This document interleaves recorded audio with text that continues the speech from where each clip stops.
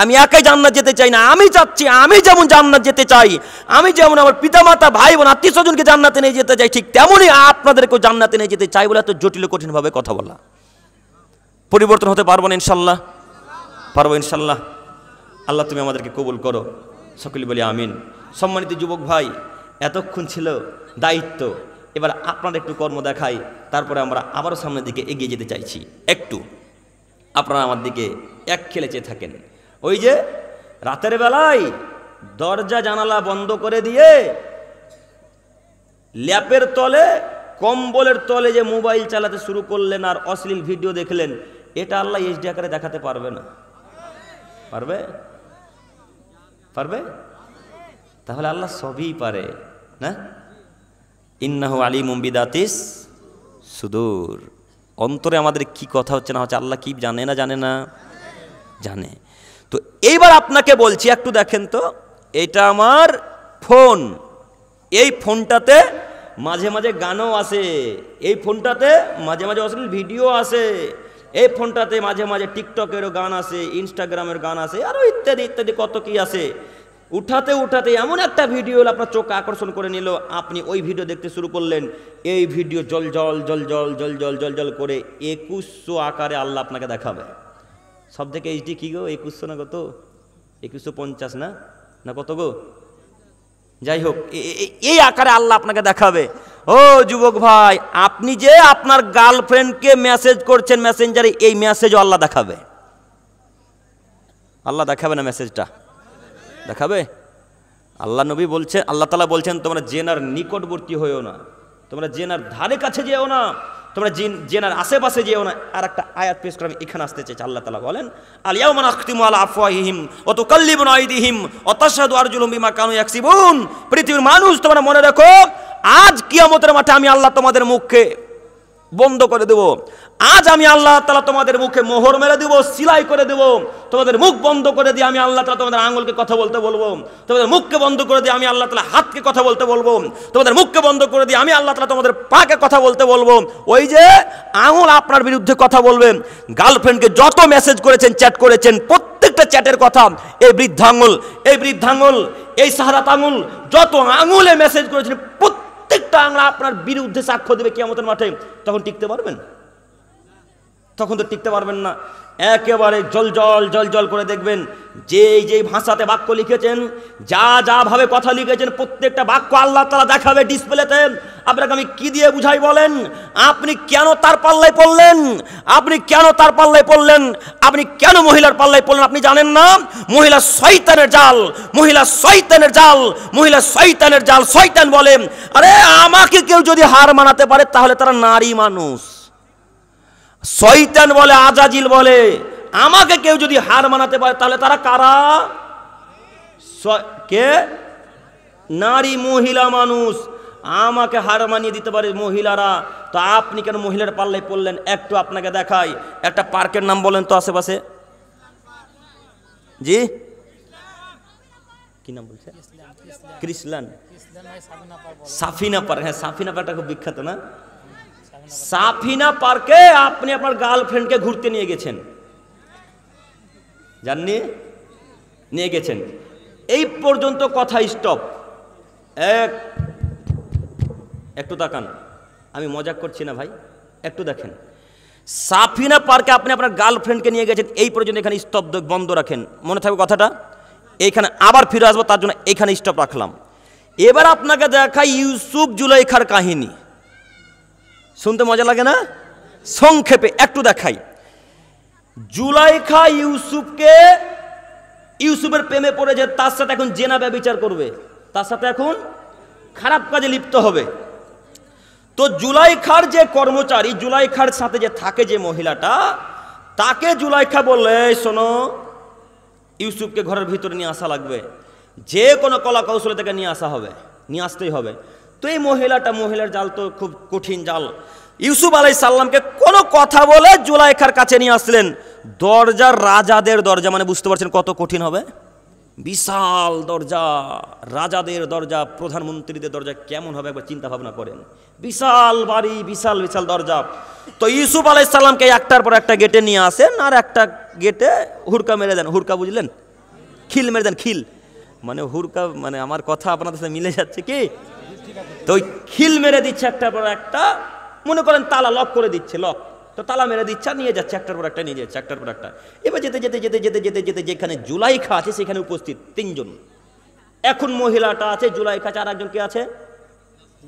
ইউসুফ আলাইহিস সালাম। তো এখন ইউসুফ আলাইহিস সালামকে জুলাইখা বলছে, ইউসুফ তুমি আমার সাথে এখন জিনাতে লিপ্ত হও, ইউসুফ তুমি এখন আমার সাথে ব্যভিচারে লিপ্ত হও, ইউসুফ তুমি আমার সাথে এখন খারাপ কাজে লিপ্ত হও। তখন ইউসুফ আলাইহিস সালাম বললেন, মাআজাল্লাহ, আরে বলেন কি আপনি? আমি আল্লাহকে ভয় করি, আমি এই নোংরা কাজে লিপ্ত হতে পারি না, আমি নবী মানুষ, আমি বিশ্বাসঘাতকতা করতে পারি না। আপনার স্বামী আমাকে এখানে লালন পালন করেছে, আপনার স্বামী আমাকে বড় করেছে, আমি আপনার সাথে বিশ্বাসঘাতকতা করতে পারি না, আমি আপনার স্বামীর সাথে বিশ্বাসঘাতকতা করতে পারি না। এই কথা বলে ইউসুফ আলাইহিস সালাম আগে আগে দৌড়াই, জুলাইখা পিছন পিছন দৌড়াই। ইউসুফ আলাইহিস সালাম আগে আগে দৌড়াই, জুলাইখা পিছন পিছন দৌড়াই। দৌড়াতে দৌড়াতে দৌড়াতে দরজা খুলে যাচ্ছে, একের পর এক একের পর এক একের পর এক দরজা খুলে যাচ্ছে। শেষ দরজা অর্থাৎ প্রথম দরজা খুলবে এমত অবস্থায় জুলাইখার স্বামী। কার স্বামী? এমত অবস্থায় জুলাইখার স্বামী। জুলাইখার স্বামীকে জুলাইখা যেমনই দেখেছে তেমনই বাক্যকে পরিবর্তন করে দিয়ে বলছেন, দেখছেন দেখছেন দেখছেন দেখছেন, এতদিন দুধ কলা দিয়ে কালসা পুষলেন, আপনি ছিলেন না, তার সুযোগ নিয়ে ইউসুফ আমার সাথে জেনা করতে ব্যস্ত হয়েছিল। নাউজুবিল্লাহি মিন যালিক। এতক্ষণ কে ব্যস্ত ছিল? এতক্ষণ কে ব্যস্ত ছিল? জুলাইখা। সঙ্গে সঙ্গে বাক্যকে পরিবর্তন করতে পারে, তার নাম কি? তার নাম নারী মানুষ। সঙ্গে সঙ্গে বাক্যকে পরিবর্তন করে দিতে পারে, তার নাম মহিলা মানুষ। আপনি কাপুরুষ বাক্য বুঝতে পারেননি, এইবার আপনাকে দেখাই। আপনার গার্লফ্রেন্ডকে যে সাফিনা পার্কে ঘুরতে নিয়ে গেছেন, পার্কের ভেতরে যা যাবতীয় করতে হয় করলেন, যা যাবতীয় কাজ আর বলা লাগবে না, যা যা করার করলেন। এমত অবস্থায় পার্ক থেকে বেরিয়ে আসবেন তো ওই মহিলাটার বাপ বা তার বড় ভাই, বড় ভাইকে দেখতে পেয়েছে বা বাপকে দেখতে পেয়েছে। তো তোমার করে বলি যুবক ভাই, তুমি আমার বয়সের, তোমাকেই বলি, তো তোমার গার্লফ্রেন্ড তোমার ওর বাপকে যেমনই দেখেছে সঙ্গে সঙ্গে বাক্যকে পরিবর্তন করে দিয়ে বলছে, আব্বু আব্বু এই যে এই যে এই যে এই যে এই ছেলেটা আমাকে জোর করে সাফিনা পার্কে নিয়ে এসেছে। বাক্য ঘোরাতে পারে না? বাক্য ঘোরাতে পারে না? হাজারো প্রমাণ, ঢাকার বুকে কত যুবককে কেটে ফেলা হলো, নারীতে কাটলো, হাজারো মানুষকে মহিলাতে কেটে ফেলে দিচ্ছে। আপনি দেখতে পান না? আপনি কাপুরুষের বাচ্চা, আপনি কাপুরুষের বাচ্চা, কাপুরুষ, আপনি অশিক্ষিতের বাচ্চা, অশিক্ষিত। আপনার এই এমএ পাস বিদ্যাকে, আপনার এইচএস পাস বিদ্যাকে, আপনার এই বিদ্যাকে আজকে এই মাটিতে পুঁতে দিতে এসে আপনি মনে রাখবেন আপনার বিদ্যার কোনো মূল্যই নেই, আপনার জ্ঞানের কোনো মূল্য নেই। কোন বিদ্যা অর্জন করলেন যে বিদ্যা নারীর মুখে লাথি মারতে পারে না? এমন বিদ্যার মুখে লাথি মারেন। কোন বিদ্যা অর্জন করলেন যে বিদ্যা আপনি গার্লফ্রেন্ডের মুখে লাথি মারতে পারলেন না? এই বিদ্যাকে ছুঁড়ে ফেলে দিয়ে আবার মাদ্রাসাতে ওয়ানে ভর্তি হন, আবার মাদ্রাসাতে ক্লাস ওয়ানে ভর্তি হয়ে, রওজাতে ভর্তি হয়ে, আদনা বায়ে ভর্তি হয়ে আবার প্রাথমিক শিক্ষা অর্জন করেন। যেই বিদ্যা আপনাকে বলবে গার্লফ্রেন্ডের মুখে লাথি মারতে হবে, যেই বিদ্যা আপনাকে বলবে জেনার মুখে লাথি মারতে হবে, এমন বিদ্যা অর্জন করতে হবে, নচেত এই বিদ্যার পৃথিবীতে কোনো মূল্য নেই। তো আপনি তো কাপুরুষ। আপনি, আপনার গার্লফ্রেন্ড বলেছে যে আমার আব্বু অন্য জায়গায় বিবাহ দিয়ে দিবে, তখন আপনি বলতে শুরু করলেন, তোমাকে ছাড়া বাঁচবো না, তুমি না হলে আত্মহত্যা করব, তুমি যদি আমার না হও তাহলে বিষ পান করব, তুমি যদি না হও তো আমি গলায় দড়ি দিয়ে ঝুলবো। আরে কাপুরুষ যুবক, তোমার কি বিদ্যা বুদ্ধি কিছুই নাই, না মাথাতে যাচ্ছে সবই গোবর ভরা? তুমি আজকে মরে দেখো, তোমার গার্লফ্রেন্ড কালকে আর একটা বয়ফ্রেন্ড খুঁজবে, তার নাম নারী। তুমি কার জন্য বলছো জান দেবো গো? তুমি কার জন্য বলছো জান দেবো? তুমি জান দিবে কেন বোকা ছেলে? তুমি কেন জান দেবে? তুমি জানো না মহিলা মানুষ কত নিকৃষ্ট মানুষ? তোমাকে যে কোনো মুহূর্তে ফাঁসতে দিতে পারে, তার নাম নারী। আজকের পর থেকে আর সাফিনা পার্ক যাবো না ইনশাল্লাহ, যাবো ইনশাল্লাহ, যাবো না। সাফিনা পার্কে যা যা কর্ম হয়েছে আল্লাহ এইচডি আকারে দেখাতে পারবেন না? পারবেন না? পারবেন? তো আজকের পর থেকে আর সাফিনা পার্ক যাব না ইনশাল্লাহ, ইনশাল্লাহ।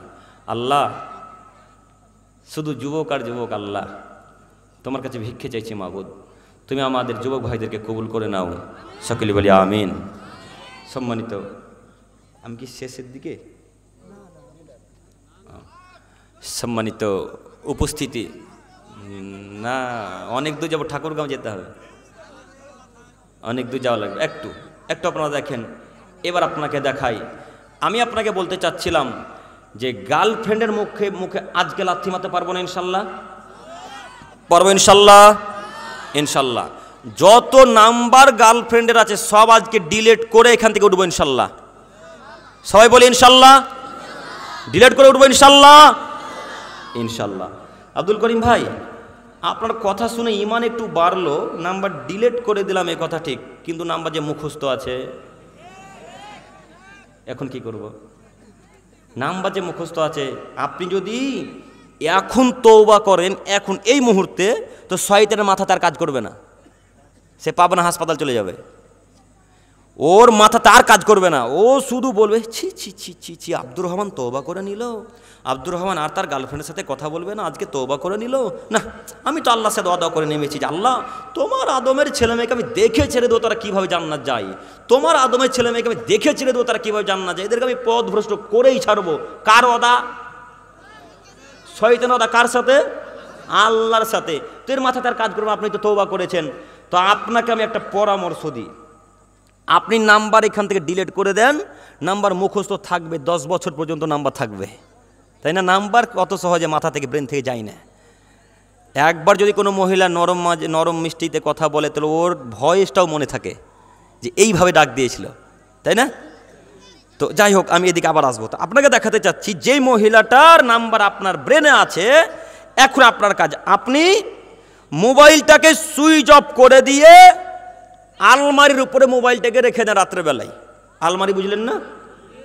অথবা বালিশের তলে রেখে দেন।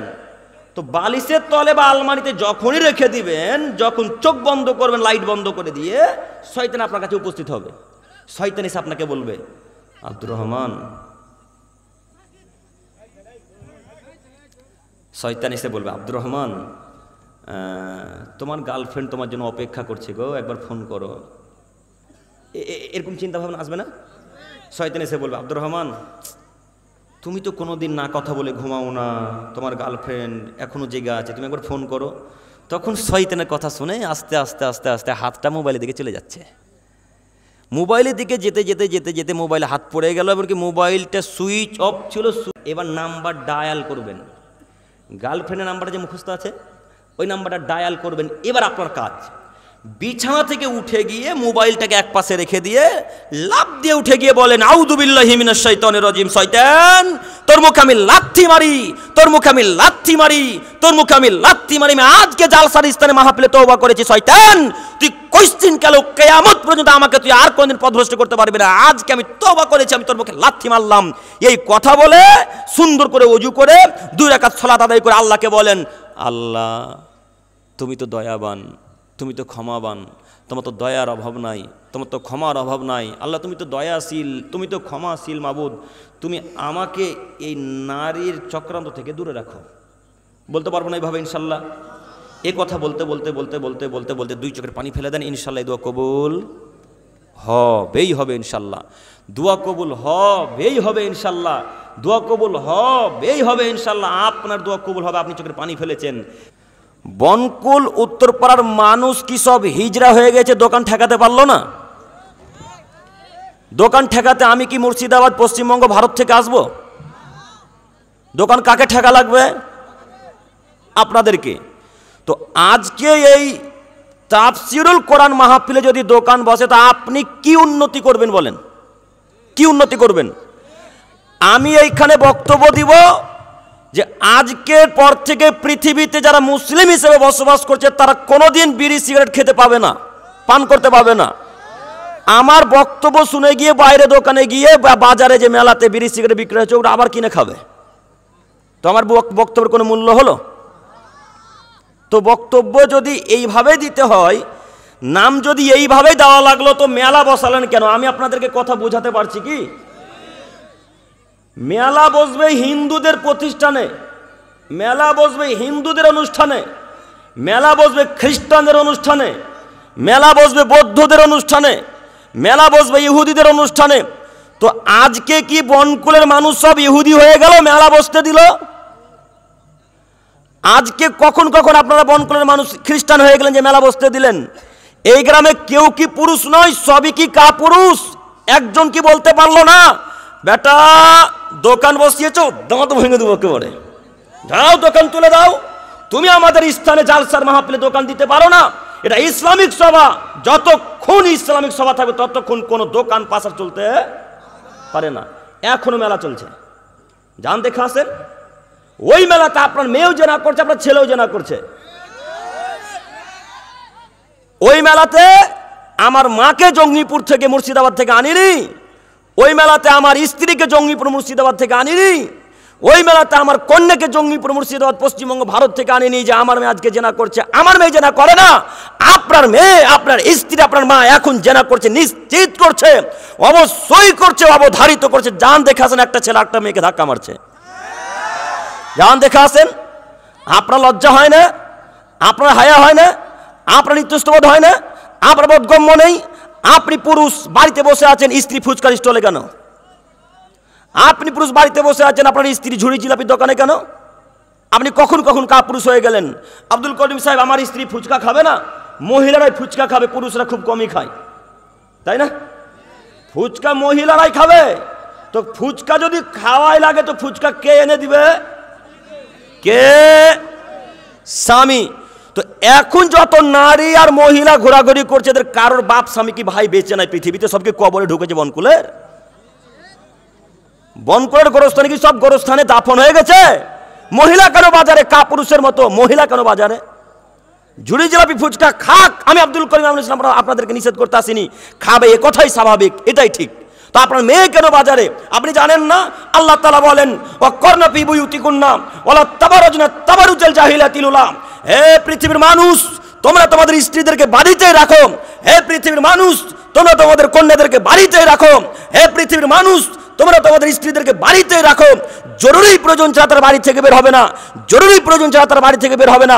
জাহিলিয়াতের যুগের মতো বেশ্যালয়ের, পতিতালয়ের, ইহুদিদের, খ্রিস্টানদের, নাসারাদের, হিন্দুদের কন্যার মতো বাইরে বিনা বোরখায়, বিনা চাদরে মুখমণ্ডলকে খোলা দিয়ে রাস্তাঘাটে চলাচল করতে পারে না। আল্লাহ বলছেন, আপনাকে আমি কি দিয়ে বুঝাবো বলেন? এই যে কোরআন মাজিদ, এই যে কোরআন মাজিদ, কোরআন মাজিদে একটা আয়াত আছে, আল্লাহ বলছেন করনা ফি বুয়ুতিকুন্না ওয়ালা তাবাররুজনা তাবাররুজাল জাহিলিয়াতিল উলা।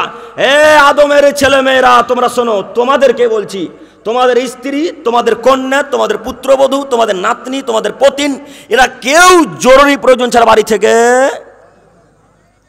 বের হবে না। তো এখন আপনি বলেন, এখন প্রায় 11:30 বাজে, এখন আপনার স্ত্রীর, আপনার কন্যার কি জরুরি কাজ আছে বাজারে গো?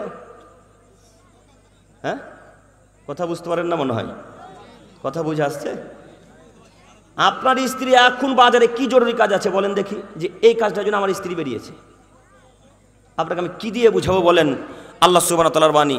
তাই তো আল্লাহ নবী বললেন, আরে কাপুরুষ তোরা বিবাহ করিস না, কাপুরুষ তোরা বিবাহ করিস না, কাপুরুষ তোরা বিবাহ করিস না। তোরা রোজা রেখে রেখে রেখে রেখে, সিয়াম রেখে রেখে রেখে যৌন ক্ষমতাকে নষ্ট করে দিস, তোরা বিবাহ করিস না কেন? তোদের ক্ষমতা হয়নি স্ত্রীদেরকে কন্ট্রোল করার, কন্ট্রোল করার ক্ষমতা হয়নি, তাই আল্লাহ নবী আপনাকে বিবাহ করতে নিষেধ করলেন। ক্ষমতা মানে চোখ যেদিকে ঘুরবে, বউ বাচ্চা স্ত্রী ছেলে মেয়ে সেদিকে ঘুরবে, তার নাম ক্ষমতা। এই জন্য আল্লাহ নবী বললেন আল্লিক আসাকালা বাব, পৃথিবীর মানুষ, তোমরা তোমাদের লাঠিটা দরজার উপরে বাতাতে ঝুলিয়ে রাখিও। বাতাতে, বাতা মানে বুঝতে পারলেন কি? চালের উপরে না? আপনারা তো চাপাই নবাবগঞ্জের মানুষ, আপনাদের ভাষা আমাদের ভাষা মিলবে ইনশাল্লাহ, তাই না? একই ভাষা, আলহামদুলিল্লাহ। তো আল্লাহ নবী বললেন আল্লিক আসাকালা বাব, এ আদমের ছেলেরা তোমরা শোনো, লাঠিটা তোমরা তোমাদের দরজার উপরে বাতার উপরে ঝুলিয়ে রাখিও। কেন? লাঠি দেখবে আর বাড়ির পুত্রবধূ মহিলারা মনে করবে, বাপরে বাপ, আজকে যদি মেলাতে যাই তো আমার স্বামী 2 পিঠের বাড়ি দেবে, 2 লাঠির বাড়িতে মাজাকে লাল করে দেবে। এই জন্য আল্লাহ নবী লাঠি ঝুলিয়ে রাখতে বললেন। তা আপনি তো কাপুরুষ, স্ত্রীর কথাতে চলেন,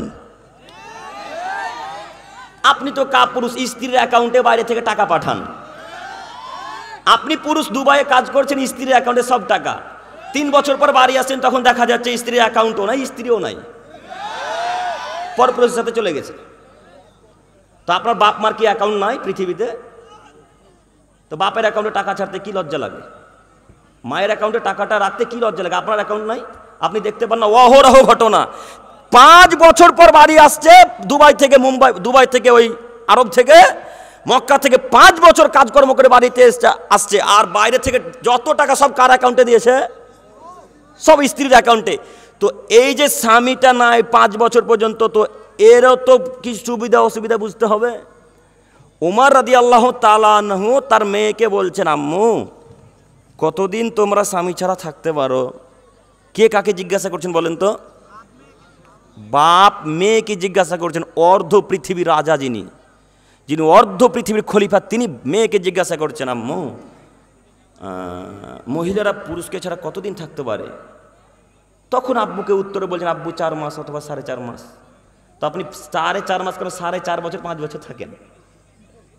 তো এখন তো এই মহিলাটার কিছু প্রয়োজন, তো যত টাকা দিয়েছেন সব অ্যাকাউন্টে, 5 বছর পরে দেখছেন এই অ্যাকাউন্টও নাই, স্ত্রীও নাই, পরপুরুষের সাথে চলে গেছে। তখন লাভ হলো? তা আপনাকে যে আমি 100 দিন বলেছি নিজের অ্যাকাউন্টে টাকা রাখেন, নতবা এই মায়ের অ্যাকাউন্টে, বাপের অ্যাকাউন্টে টাকা রাখেন। আপনি মনে করছেন বাপের অ্যাকাউন্টে রাখলে 5 বছর পর গিয়ে টাকা দেখতে পাবো না, সব টাকা ভাইকে দিয়ে দেবে, বোনকে দিয়ে দেবে। কথা মিলে না মনে হয়? কথা মিলছে? এই জন্য আপনি সব স্ত্রীর অ্যাকাউন্টে টাকা রাখলেন, এসে দেখছেন কিছুই নাই আর। তো এরা পুরুষ না কাপুরুষ গো? এরা কিভাবে সমাজের উন্নতি করবে? এরা তো স্ত্রীর কথাই উঠে, স্ত্রীর কথাই বসে, এরা তো উন্নতি করতে পারবে না। যত পুরুষের স্ত্রী আজকে বাজারে ঘুরছে, এদের কারোর স্বামীকে আমরা পুরুষ মনে করি না, সব কাপুরুষেরা, কেউ পুরুষ নয়। এমন কোন মায়ের বেটা এই বনকলে উঠে বলেন আমার স্ত্রী আজকে বাজারে আছে, আমি পুরুষ? যদি আপনাকে বনকলের গোরস্থানে পুঁতে না দিতে পারি, হাদিস কোরআন দিতে যাচ্ছেন না, আর কথা বলবেন ইনশাল্লাহ। একজন বলেন যে আমি পুরুষ, আমার কন্যা আজকে বাজারে ঘুরছে, আমি পুরুষ। আমি পুরুষ, আমার মা বাজারে ঘুরছে, আমি পুরুষ। একজন বলেন না কত ক্ষমতা আছে? বলেন একজন, বলবেন না?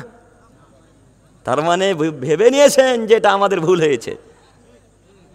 আপনাকে আমি কি দিয়ে বুঝাবো বলেন? মুহাম্মদ সাল্লাল্লাহু আলাইহি ওয়াসাল্লাম বাণী, আল্লাহ নবী বলছেন, আল মারাতু আওরাতুন ফাইদা খারাজাত ইস্তাসরাফা শাইতান।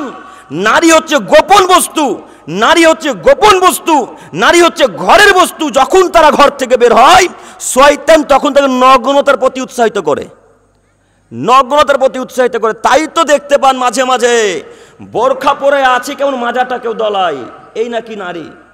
বোরখা পরে আছে, চুড়িদার পরে আছে, চুলগুলোকে ছেড়ে দিয়ে একবার এদিকে নড়াচ্ছে, একবার ওইদিকে নড়াচ্ছে। একে শয়তানে ধরেছে। শয়তান 2 প্রকারের। এক, যাকে দেখতে পাওয়া যায় না সে হলো জিন শয়তান, যাকে দেখতে পাওয়া যায় না সে হলো জিন শয়তান, আর যাকে দেখতে পাওয়া যায় সে হলো মানুষ শয়তান। দেখবেন মানুষ শয়তানকে, একটু দেখাই আপনাকে, দেখাচ্ছি। দেখেন, আপনার স্ত্রী আর আপনার বোন দুজন একই বাড়িতে বসবাস করে। তা আপনার স্ত্রী খুব পরহেজগার নারী, মুমিনা নারী। যখনই বাড়ি থেকে বের হয় ঢাকার উদ্দেশ্যে বা রাজশাহীর উদ্দেশ্যে যায়, তখনই বোরখা, হাতের গ্লাস পরে, নাকাব পরে বাড়ি থেকে বের হয়। তো মনে করেন অক্টোবর মাসের প্রথম দিকে যা গরম ছিল, আলহামদুলিল্লাহ, আল্লাহু আকবার, তাই না?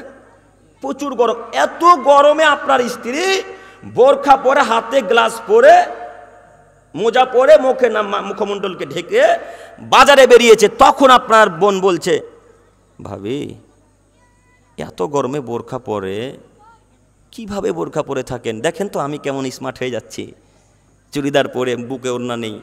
তখন আপনার স্ত্রীর মাথাতে কাজ করে না, তাই তো তুমি তো বিনা বোরখায় যাচ্ছ, তোমার বাপ কিছু বলে না, তার মানে আমাকেও কিছু বলবে না। তখন আপনার স্ত্রী আপনার বোনের কথা শুনে বোরখাকে খুলে দেন, থাক তুই এখন আমার বিনা বোরখায় চললাম। আপনার বোনটা হচ্ছে মানুষ শয়তান। কথা বুঝে আসলো না? আপনার বোনটা এখন কি শয়তান? যদি জলজান্ত শয়তান দেখতে চান তো আপনার বোনকে দেখেন। সম্মানিত উপস্থিতি, আপনাকে আমি কি দিয়ে বুঝাবো বলেন?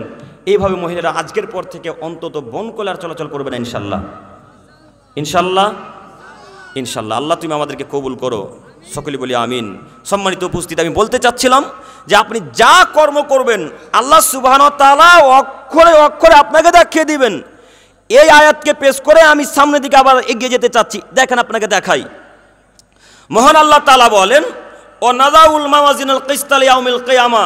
হে আদমের ছেলে মেয়ে তোমরা শোনো, আমি আল্লাহ সুবহানাহু ওয়া তাআলা কিয়ামতের মাঠে তোমাদের অক্ষরে অক্ষরে ন্যায় বিচার করব। বাণী কার?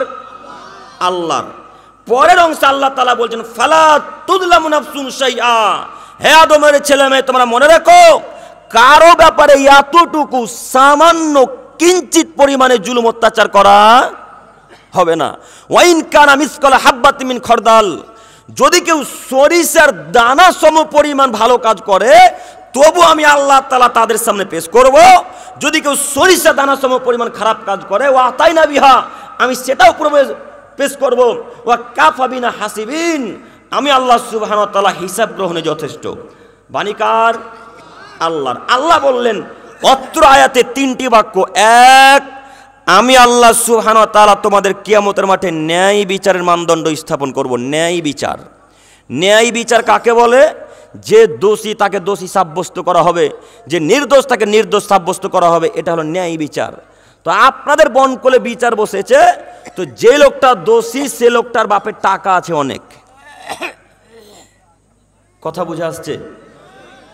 যেই ছেলেটা দোষ করেছে, অপরাধ করেছে, এই ছেলেটার বাপের অনেক টাকা, টাকা দিয়ে সর্দার সভাপতি ক্যাশিয়ারকে কিনে নিতে পারে। আর যে ছেলেটা নির্দোষ 2-3 থাপ্পড় খেয়ে বনকলে বিচার চাইতে এসেছে, এই ছেলেটার বাপেরও টাকা নাই, ক্ষমতাও নেই, দলীয় দাপটও কিছু নাই। এই ছেলেটা বিচার চাইতে এসেছে এখন কার কাছে? সর্দার। সর্দার বুঝতে পারছেন কি বলেন? মোড়ল, মোড়ল, মোড়ল সর্দারদের কাছে বিচার নিতে এসেছে। তো এখন আগে থেকে তো ধনী পরিবারের ছেলের বাপ এদের হাতে টাকা তুলে দিয়েছে যে বিচার এখন ওইদিকে যাওয়া লাগবে। তখন এই ছেলেটা, যে ছেলেটা মার খেয়েছে 2-3 থাপ্পড়, এই ছেলেটা এসে বলছে বিচার করে দেন। তখন সর্দার ক্যাশিয়ার, মোড়ল, সভাপতি সাহেব বলছেন, আরে বিচার কি করবি, 2-3 থাপ্পড় খেয়েছিস, থেকে যা, থাক না, কোনো তো ক্ষতি নাই, মারই তো খেয়েছিস। এই বলে তাকে 200-500 টাকা দিয়ে বাড়ি পাঠিয়ে দিলেন। এটা বিচার হলো? বিচার হলো? তো এইরকম বিচার আল্লাহ সুবহানাহু ওয়া তাআলা করবেন না। তো আব্দুল করিম সাহেব, এরকম বিচার হলো কেন? আপনাদের বিচারক মূর্খ তার জন্য হলো। এরকম না হক বিচার হলো কেন? আপনাদের সর্দার সাহেব অশিক্ষিত তার কারণে। এরকম বিচার হলো কেন? আপনাদের গ্রামে যারা দায়িত্বশীল মানুষ তারা অশিক্ষিত তার কারণে। আব্দুল করিম সাহেব, বাংলাদেশে আমাদের চাঁপাইনবাবগঞ্জ থানাতে এসেছেন, ভারত থেকে হিসাব করে কথা বলিয়েন, নইলে আপনাকে বাড়িতে যেতে দেব না। হিসাব করে কথা বলিয়েন, আপনার সাথে আমার অনেক কথা আছে। জি, আমি আব্দুল করিম বিন আমিনুল ইসলাম প্রথম বাক্যে বলেছিলাম আমি যতক্ষণ স্টেজে থাকবো ইনশাল্লাহ একটা বাক্য কোরআন এবং হাদিসের বাইরে পাবেন না। মনে নেই কথা? মনে আছে না? দেখেন এবার আপনাকে আমি হাদিস দেখাচ্ছি, প্রমাণ মিলে কিনা। আবু সাঈদ খুদরি রাদিয়াল্লাহু তাআলা আনহু থেকে বর্ণিত, তিনি বলেন রাসূল সাল্লাল্লাহু আলাইহি সাল্লাম বলেছেন, লা তাকুমুস সাআত, পৃথিবী ততদিন পর্যন্ত ধ্বংস হবে না, এই সূর্য, এই চন্দ্র, এই নক্ষত্র, আসমান ততদিন পর্যন্ত ভেঙে ভেঙে ফেটে ফেটে পৃথিবীতে পড়বে না। হাত্তা ইয়াকুন আসাদুন নাসিবি দুনিয়া লুকাব না লুকাব, যতদিন পর্যন্ত অধমের ছেলে অধম, অশিক্ষিত ছেলে অশিক্ষিত, বেহায়ার ছেলে বেহায়া যতদিন পর্যন্ত সমাজে নেতৃত্ব না দিচ্ছে ততদিন পর্যন্ত কিয়ামত হবে না। মুহাম্মদ সাল্লাল্লাহু আলাইহি সাল্লামের ভবিষ্যৎবাণী মিথ্যা হবে না কোনোদিনও। তার জলজান্ত প্রমাণ আপনাকে দেখাচ্ছি। দেখেন আল্লাহ নবী বললেন কিয়ামত ততদিন পর্যন্ত হবে না, পৃথিবী ততদিন পর্যন্ত ধ্বংস হবে না যতদিন পর্যন্ত অধমের ছেলে অধম, বেহায়ার ছেলে বেহায়া, অশিক্ষিতর ছেলে অশিক্ষিত যতদিন পর্যন্ত সমাজে নেতৃত্ব না দিচ্ছে ততদিন পর্যন্ত কিয়ামত হবে না। তার জলজান্ত প্রমাণ আপনাদের সর্দার সাহেব। আপনাদের গ্রামে যিনি সর্দার সাহেব তার মুখে দাড়ি নেই, দেখেন দাড়ি একবার চিকন হয়ে আছে, উনি নাকি সর্দার সাহেব। আপনাদের গ্রামে যিনি ক্যাশিয়ার সাহেব তার প্যান্টটা 24 ঘন্টা টাকুর নিচে থাকে, তিনি নাকি আবার ক্যাশিয়ার সাহেব। এখন তো বিচার উলট পালট হবেই, এখন তো বিচার আর সঠিক হবে না। কথা বুঝতে পারলেন না আপনারা? কথা বুঝে আসছে? আল্লাহ নবী বললেন পৃথিবী ততদিন পর্যন্ত ধ্বংস হবে না। কতদিন পর্যন্ত? কথা বলে না। যতদিন পর্যন্ত অযোগ্য লোক দায়িত্বে না আসবে, যতদিন পর্যন্ত অশিক্ষিত মানুষ দায়িত্বে না আসবে ততদিন পর্যন্ত কিয়ামত হবে না। দেখেন আপনি আমার বাক্য মিলিয়ে, রাসূলের বাক্য মিলিয়ে দেখেন, যারা বিচার করছে তারা কেউ শিক্ষিত নয়, তারা কেউ জ্ঞানী গুণী মানুষ নয়, তারা কেউ শিক্ষিত নয়, সব অশিক্ষিত বেহায়া নির্লজ্জ মানুষ। এরা কেউ হাদিস কোন বুঝে না। দেখেন তারাই নাকি বিচারক, তারাই নাকি সর্দার, তারাই নাকি ক্যাশিয়ার। যার স্ত্রী এখন ঢং ঢং ঢং ঢং করে বাজারে ঘুরে বেড়াচ্ছে তার স্বামী নাকি সর্দার সাহেব, তার স্বামী নাকি ক্যাশিয়ার। মানুষ বোকা দেখেছে কিন্তু এত বোকা দেখিনি না, মাথাতে যাতে সবই গোবর ভরা। এত লোক আমি দেখতে পাচ্ছি, তার মধ্যে প্রায় সব যুবক। আলহামদুলিল্লাহ, যুবকদের ঢল আলহামদুলিল্লাহ, খুব ভালো লাগছে যুবকদেরকে দেখে। ময়মনসিংহ জামালপুরে বক্তব্য দিলাম তো শুধু যুবক আর যুবক, মুরব্বীদেরকে খুব কমই দেখতে পাওয়া যায়, যদিও আছে আলহামদুলিল্লাহ, চোখে হয়তো পড়ে না। তো এত লোকের মুখে দাঁড়িয়ে আছে, এত লোকের মুখে দাঁড়িয়ে আপনাদের কারোর চোখে পড়েনি সর্দার তৈরি করার সময়? ক্যাশিয়ার সংগঠন তৈরি করার সময় যখন নেতৃত্ব দিচ্ছেন, দায়িত্ব দিচ্ছেন কাউকে, তখন কারোর চোখে পড়েনি যে এই চাচা দাঁড়িয়ে আছে? কারোর চোখে পড়েনি গো, পড়েনি? ও আব্দুল করিম সাহেব, আপনিও কথা বুঝতে পারলেন না। দাড়ি চোখে ঠিকই পড়েছে, কিন্তু এদের যে টাকা নাই। যার মুখে দাঁড়িয়ে আছে এর কি নাই? টাকা নাই। আর যার মুখে দাঁড়িয়ে নেই, যার প্যান্টের টাকুনি নিচে, ওর কি আছে? মাল্লু আছে, টাকা আছে। তো এখনো দায়িত্ব তাকে দেওয়া লাগবে।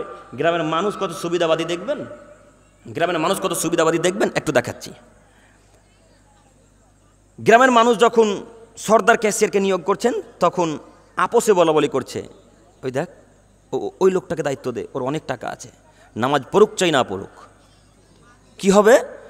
সময়ে অসময়ে সুবিধা পাওয়া যাবে। কেমন সুবিধা?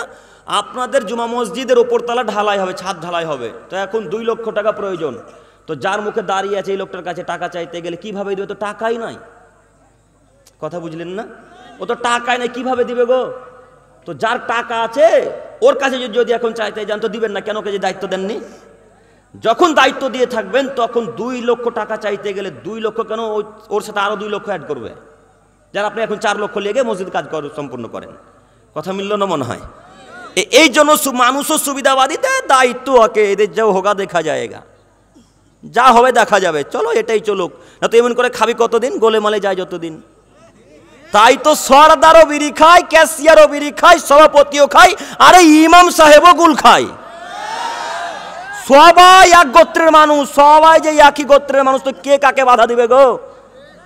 ও সর্দার সাহেব আপনাকে বলি, ও ক্যাশিয়ার সাহেব আপনাকে বলি, ওই যে মসজিদ থেকে বেরিয়ে যেইভাবে সিগারেটটা ধরেছেন, ঠিক ওইভাবে আল্লাহ তাআলা কিয়ামতের মাঠে এইচডি আকারে ভিডিও আপনারা দেখাবে।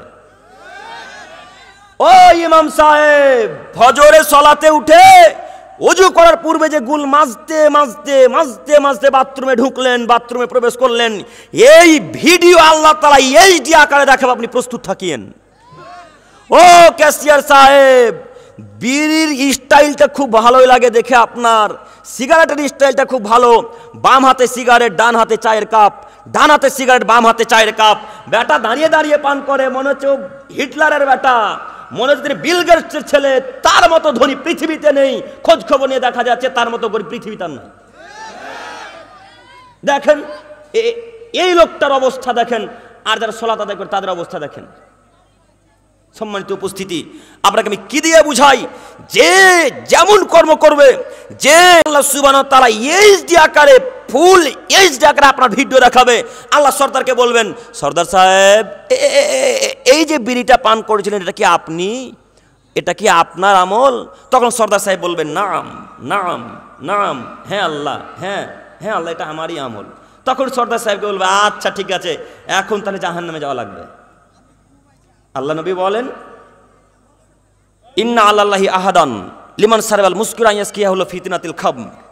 একটু তাকান আমার দিকে, বিরক্ত বোধ লাগছে মনে হয়, একটু আপনারা আমার দিকে লক্ষ্য করেন। আল্লাহ নবী বললেন, আল্লাহ তাআলা ওয়াদা করেছেন। কে ওয়াদা করেছেন? আল্লাহর ওয়াদা। আচ্ছা বলেন তো, আল্লাহর ওয়াদা কখনো ভঙ্গ হবে? আমাদের ওয়াদা ভঙ্গ হতে পারে, তাই না? আমাদের ওয়াদার কোনো দাম আছে? কোনো দাম নেই। আপনি বললেন যে বোন তুই কালকায় তোর জমি তোকে ফিরিয়ে দেবো, বোন এখন 1 বছর যাবত আছে, একদিনে জমি ফিরিয়ে দেন না, ওদের কোনো মূল্য থাকলো?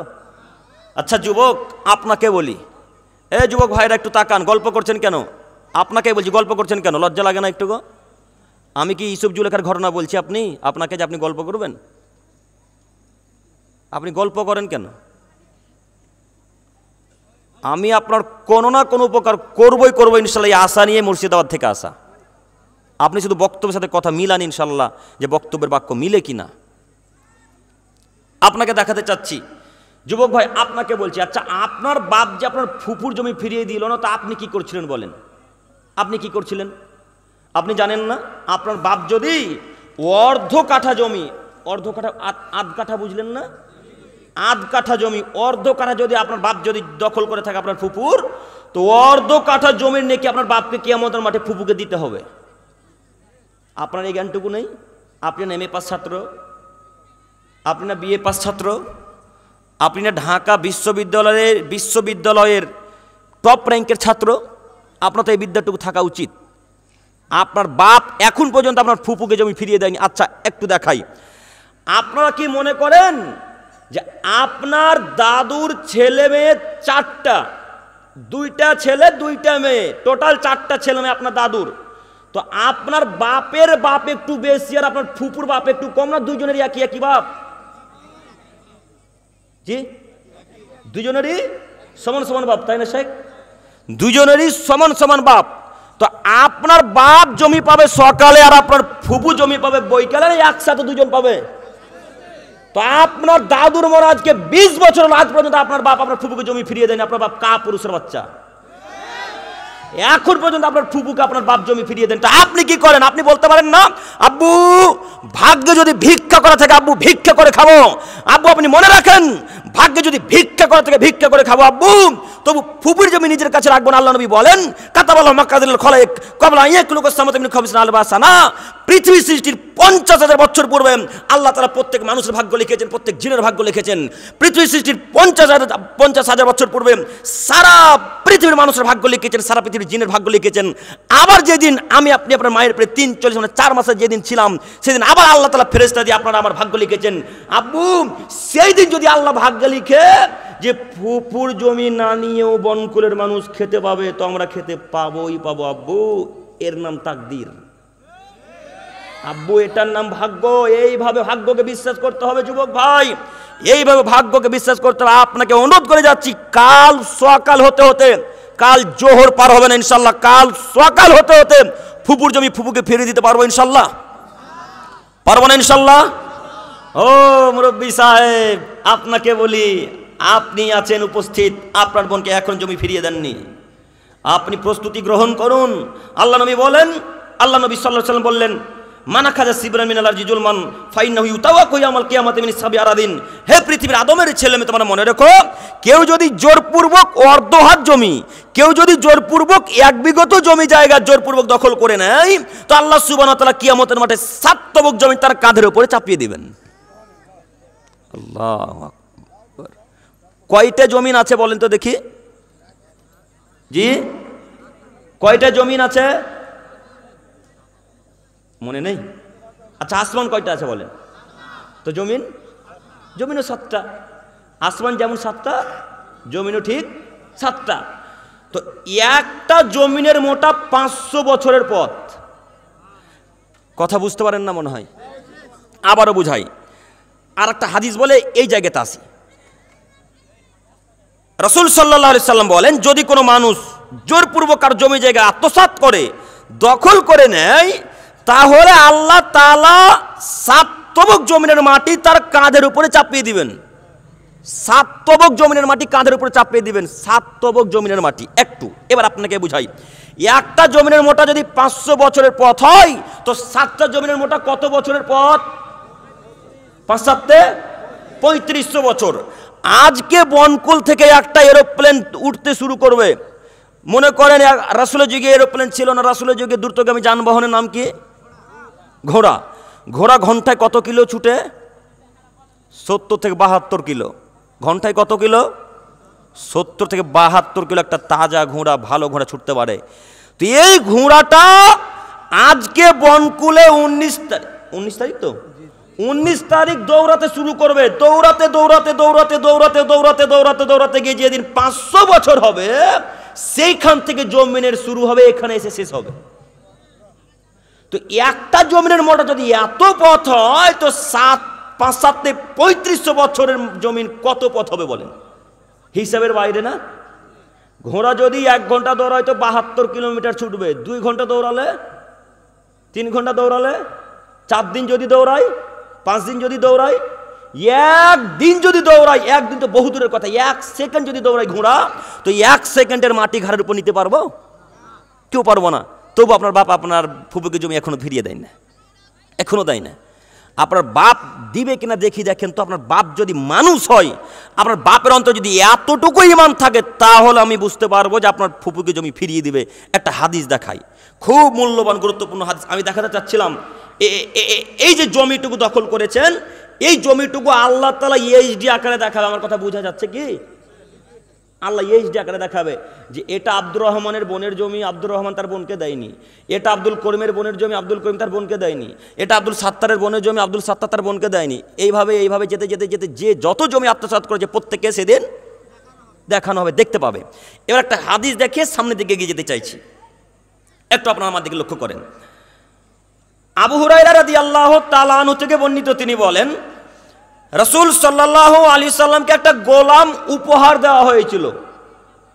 একটা গোলাম, কোন একটা মানুষ, কোন একটা সাহাবী মুহাম্মদ সাল্লাল্লাহু আলাইহি সাল্লামকে উপহার দিয়েছিলেন। ইউকালু লাহু মিদআম, সেই গোলামটার নাম ছিল মিদআম। মনে রাখবেন কথা, গোলামটার নাম কি? মিদআম। ফাবাইনামা মিদআম ইয়াহুত্তু রাহলান লিরাসূলিল্লাহি সাল্লাল্লাহু আলাইহি সাল্লাম। তো এই মিদআম লোকটি মুহাম্মদ সাল্লাল্লাহু আলাইহি সাল্লামের উটের পিঠের উপরে যে বসার জায়গাটা থাকে তার নাম হাউদা। উটের পিঠের উপরে যে বসার জায়গা থাকে তার নাম কি? হাউদা। তো এই হাউদাটা মিদাম লোকটি, মিদাম সাহাবীটি নামাচ্ছিলেন। তো নামাতে নামাতে নামাতে হঠাৎ কোন দিক থেকে একটা তীর আসলো, তীর এসে মিদামের গায়ে লাগলো। ফাকাতালাহু, মিদাম মৃত্যুবরণ করলেন, মিদাম এখন মারা গেল। তো আশেপাশে বিখ্যাত বিখ্যাত সাহাবায়ে কেরামগণ দাঁড়িয়ে আছেন। আশেপাশে দাঁড়িয়ে আছেন আবু বকর, আশেপাশে আছেন আবু হুরায়রা, আশেপাশে দাঁড়িয়ে আছেন উমর, আশেপাশে দাঁড়িয়ে আছেন আলী। এইভাবে বিখ্যাত বিখ্যাত সাহাবায়ে কেরামগণ মিদামের আশেপাশে দাঁড়িয়ে আছে, তার মৃত্যু দেখলেন। তো প্রত্যেকটা সাহাবী নিজ নিজ মুখে, নিজ নিজ জিহ্বাতে, নিজ নিজ ভাষাতে বলতে শুরু করলেন, হানিয়াল্লাহুল জান্নাহ, আরে মিদাম তো জান্নাতি মানুষ, হানিয়াল্লাহুল জান্নাহ, আরে মিদাম তো জান্নাতি ব্যক্তি, হানিয়াল্লাহুল জান্নাহ, মিদাম তো জান্নাতি মানুষ। এই কথা মুহাম্মদ সাল্লাল্লাহু আলাইহি সাল্লামের কানে পৌঁছেছে। মুহাম্মদ সাল্লাল্লাহু আলাইহি সাল্লাম ঘরে আছে। মুহাম্মদ সাল্লাল্লাহু আলাইহি সাল্লাম ঘর থেকে বেরিয়ে এসে বলছেন, কে বলল মিদাম জান্নাতি মানুষ? কাল্লা, কখনো নহে, কাল্লা, কখনো নহে, কাল্লা, কখনো নহে। ওয়াল্লাযী নাফসি বিয়াদিহি, সেই সত্তার কসম করে বলছি যার হাতে মুহাম্মাদের জান রয়েছে, সেই আল্লাহর কসম, সেই রবের কসম, যেই রবের কাছে মুহাম্মাদের জান রয়েছে, সেই রবের কসম করে বলছি, মিদাম জান্নাতে যাবে না, মিদাম জান্নাতে যাবে না, মিদাম জান্নাতে যাবে না, মিদাম জাহান্নামে যাবে, মিদাম জাহান্নামে যাবে, মিদাম জাহান্নামে যাবে। কেন? মিদাম খাইবারের যুদ্ধের মাল বন্টন হওয়ার পূর্বে একটা চাদর আত্মসাৎ করেছিল। কি চুরি করেছিল? খাইবারের যুদ্ধের মাল বন্টন হয়নি, গনিমতের মাল ভাগ হয়নি, তার আগে মিদাম কি চুরি করেছিল? চাদর। এই কথা মুহাম্মদ সাল্লাল্লাহু আলাইহি সাল্লাম যেমনই বলেছেন, তারপরে যে যত কিছু চুরি করেছিলেন সে তারা সব কিছু রাসূলের কাছে নিয়ে উপস্থিত করছেন। তো একটা লোক, একটা সাহাবী জুতার ফিতা চুরি করেছিলেন। জুতার ফিতা বুঝতে পারলেন না? জুতার ফিতা। তো এসে আল্লাহ নবীকে বলছেন, আল্লাহ নবী এই নেন জুতার ফিতা রাখেন। তা আল্লাহ নবী, কেউ যদি একটা জুতার ফিতে চুরি করে তবুও কি জাহান্নামে যেতে হবে? তো আল্লাহ নবী বলছেন, শোনো, সিরাকুন মিনান নার ও সিরাকানে মিনান নার। শোনো, কেউ যদি একটা জুতার ফিতে চুরি করে তবুও সে জাহান্নামে যাবে, কেউ যদি দুটা জুতার ফিতে চুরি করে তবুও সে জাহান্নামে যাবে। হাদিস সহিহ মুসলিম ও মিসকাত। বলেন তো হাদিসের বিবরণটা কি বোঝা গেল? এবার আপনাকে বলি, জুতার ফিতার দাম কত? কথা বলে না, বেশি করেই বলেন না। 20 টাকা, 30 টাকা, আচ্ছা 50 টাকা ধরলাম। একটা জুতার ফিতার দাম 50 টাকা। তো একটা জুতার ফিতা চুরি করার কারণে যদি সেই ব্যক্তিকে জাহান্নামে যেতে হয়, আপনার বাপ, আপনার ফুপুর 10 বিঘা জমি নিজের কাছে রেখেছে, আপনার বাপ কি জান্নাতুল ফেরদাউস যাবে? হ্যাঁ? আপনার বাপের কি লজ্জা হয় না? আপনার বাপের একটু হায়া হলো না? আপনার বাপের একটু ইতস্তবোধ হলো না? আপনার বাপের কি বিদ্যা বুদ্ধি কিছুই নাই? সব কি আপনাদের চাঁপাইনবাবগঞ্জের বাজারে বিক্রি করে খেলেন বিশ্ব রোডে, না কিছু আছে মাথাতে? কেন বোনকে ফিরিয়ে দিলেন না জমি? কেন দিলেন না? আর যারা ওই রাস্তার কাজের দায়িত্ব নিচ্ছে তাদের কথা তো বললামই না। রাস্তার দায়িত্ব বুঝতে পারলেন না মনে হয়? সরকার ইউনুস নাকি এখন ডক্টর ইউনুস বলেছে, বা কেউ বলেছে যে পিচ বেশি করে দিতে হবে, আর ঢালাই রাস্তা 10 ইঞ্চি 20 ইঞ্চি করে দিতে হবে। তো এখন যিনি কাজের দায়িত্ব নিয়েছেন, ইনি এখন এসে দিয়েছেন 7 ইঞ্চি করে ঢালাই, 3 ইঞ্চির টাকা তার পকেটে। কথা বুঝলেন না? 3 ইঞ্চি টাকা এখন কার কাছে? পকেটে। তো ওই ব্যক্তিকে বলছি, ও রাস্তার কাজের মালিক, আপনাকে বলি, ওই বাদ বাকি 3 ইঞ্চি টাকা আপনার বাপের টাকা? হ্যাঁ, ওই রাস্তা দিয়ে হিন্দু যাবে, ওই রাস্তা দিয়ে খ্রিস্টান যাবে, ওই রাস্তা দিয়ে ইহুদি যাবে, ওই রাস্তা দিয়ে সাঁওতাল যাবে, ওই রাস্তা দিয়ে ডোম যাবে, ওই রাস্তা দিয়ে নাসারা যাবে। সারা পৃথিবীর মানুষ ওই রাস্তাতে অধিকার রাখে কি রাখে না? সবাই অধিকার রাখে। এখন যে লোকটা টেন্ডার নিয়েছে, যে লোকটা দায়িত্ব নিয়েছে, ওই লোকটাকে বলেন হিন্দুর কাছে ক্ষমা চাইতে। যদি এলে হিন্দু লোকটা ক্ষমা করে তাহলে এই লোকটা ক্ষমা পেল, নইলে ক্ষমা আর হবে না। মুসলমান তো দূরে রাখেন, হিন্দুর কাছে যদি ক্ষমা চাইতে হয় তো মুসলমানের কাছে চাইতে হবে না মনে হয়? হবে? তাহলে আপনার বাপকে বুঝান, আপনার দাদাকে বুঝান, যে টেন্ডার নিয়েছে, দায়িত্ব নিয়েছে, তাকে বলেন যে যতটুকু ঢালাইয়ের কাজ দিতে বলেছে ততটুকু ঢালাই দিতে হবে, 1 ইঞ্চি এদিক ওদিক করা যাবে না। আজকের পর থেকে কোনো বিশ্বাসঘাতকতা করবো না ইনশাল্লাহ, ইনশাল্লাহ। আর ফুপুর জমি কালকে সকাল হতে তো ফিরিয়ে দিব ইনশাল্লাহ। পারবো ইনশাল্লাহ দিতে? সবাই বলি ইনশাল্লাহ, ইনশাল্লাহ। কাল সকাল হতে বোনের জমি বোনের কাছে চলে যাবে ইনশাল্লাহ। আল্লাহ তুমি কবুল করো, সকলে বলি আমিন। তো আমি যে কথা বলতে গিয়ে এতদূর চলে এলাম সেটা হচ্ছে এই যে সরদার, ক্যাশিয়ার, সভাপতি যে যেখানে দায়িত্ব পালন করছে, যদি সঠিকভাবে দায়িত্ব পালন না করে, ওই কাজকর্ম আল্লাহ তাআলা এইচডি আকারে কিয়ামতের মাঠে দেখাবেন। এবার আপনাকে বলতে চাচ্ছি, আজকের পর থেকে, এখন থেকে যদি তওবা করেন তো আলহামদুলিল্লাহ ভালো। আজকে এখানে তওবা করে বলেন, জনগণ আমি এতদিন যা করেছি ভুল করেছি, জনগণ আমি এতদিন যা করেছি তা ভুল করেছি, আমি আপনাদের কাছে ক্ষমা প্রার্থী, আপনারা আমাকে ক্ষমা করেন। আমি আজকের পর থেকে আর সর্দারের পদে থাকতে পারি না, আমি আজকের পর থেকে ক্যাশের দায়িত্বে থাকতে পারি না। কেন? আমি তো সিগারেট পান করি, আমি তো গুল মাজি, আমি তো অমুক তমুক জিনিস খাই, আমি আজকের পর থেকে ক্যাশিয়ার থাকবো না ইনশাল্লাহ, আপনারা আমাকে ক্ষমা করেন। এইভাবে পদত্যাগ করা লাগবে। আপনি কেন দায়িত্ব নিলেন? আপনি তো গুলখোর, কেন আপনি দায়িত্ব নেবেন? আপনি তো সিগারেট খোর, কেন আপনি দায়িত্ব নেবেন? সম্মানিত দায়িত্বশীলগণ, সম্মানিত উপস্থিতি, আপনারা আমাকে খারাপ নিয়েন না, আমি আপনার দিনী ভাই, আপনার সাথে আমার কোনো শত্রুতা নেই। শত্রুতা আছে?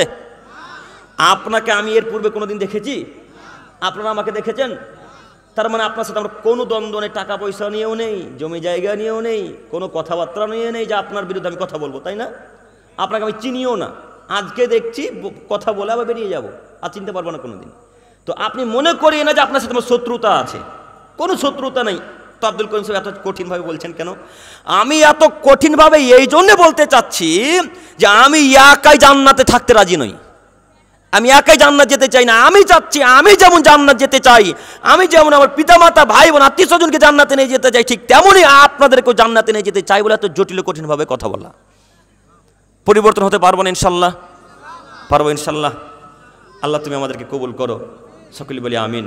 সম্মানিত যুবক ভাই, এতক্ষণ ছিল দায়িত্ব, এবার আপনারা একটু কর্ম দেখাই, তারপরে আমরা আবারও সামনের দিকে এগিয়ে যেতে চাইছি। একটু আপনারা আমার দিকে এক খেলে চেয়ে থাকেন। ওই যে রাতের বেলায় দরজা জানালা বন্ধ করে দিয়ে ল্যাপের তলে, কম্বলের তলে যে মোবাইল চালাতে শুরু করলেন আর অশ্লীল ভিডিও দেখলেন, এটা আল্লাহ এইচডি আকারে দেখাতে পারবে না? পারবে? পারবে? তাহলে আল্লাহ সবই পারে না? ইন্নাহু আলিমুম বিদাতিস সুদূর। অন্তরে আমাদের কি কথা হচ্ছে না হচ্ছে আল্লাহ কি জানে না? জানে না? জানে।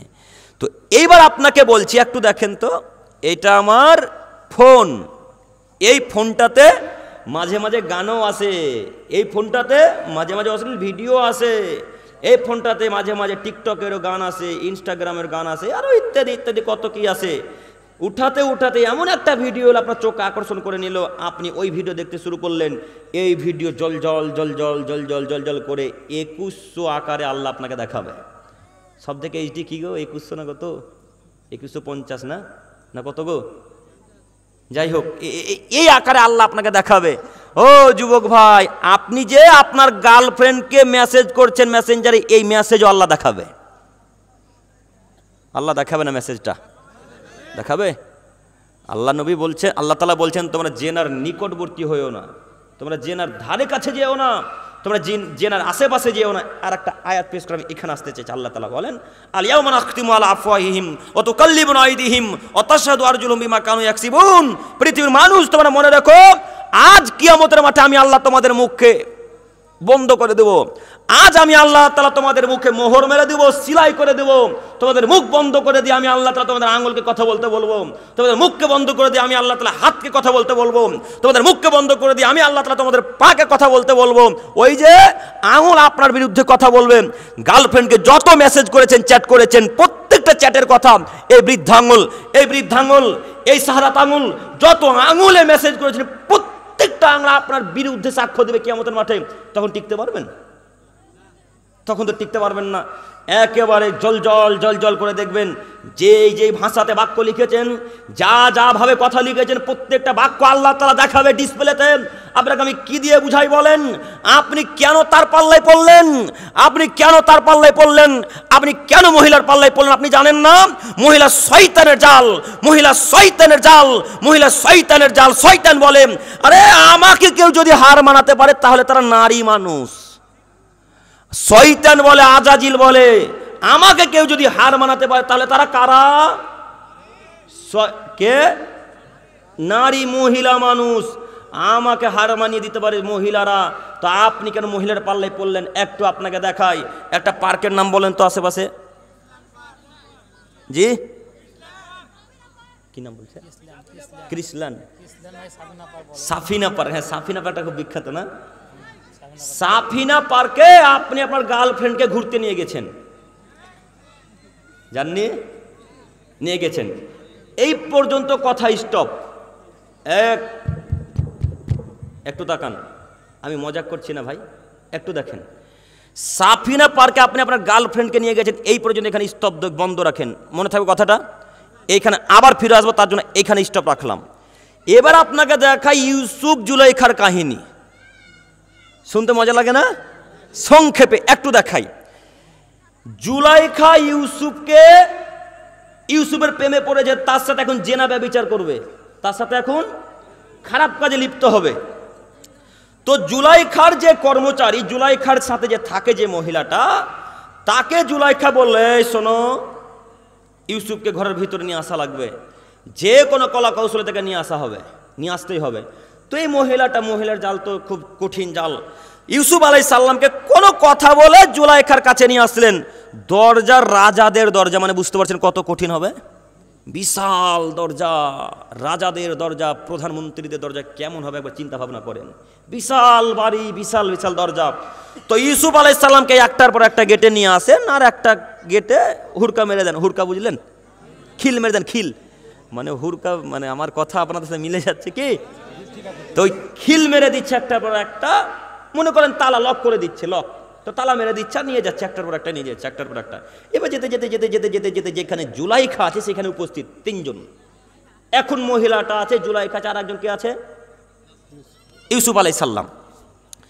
তো এখন ইউসুফ আলাইহিস সালামকে জুলাইখা বলছে, ইউসুফ তুমি আমার সাথে এখন জেনাতে লিপ্ত হও। ইউসুফ তুমি এখন আমার সাথে ব্যভিচারে লিপ্ত হও। ইউসুফ তুমি আমার সাথে এখন খারাপ কাজে লিপ্ত হও।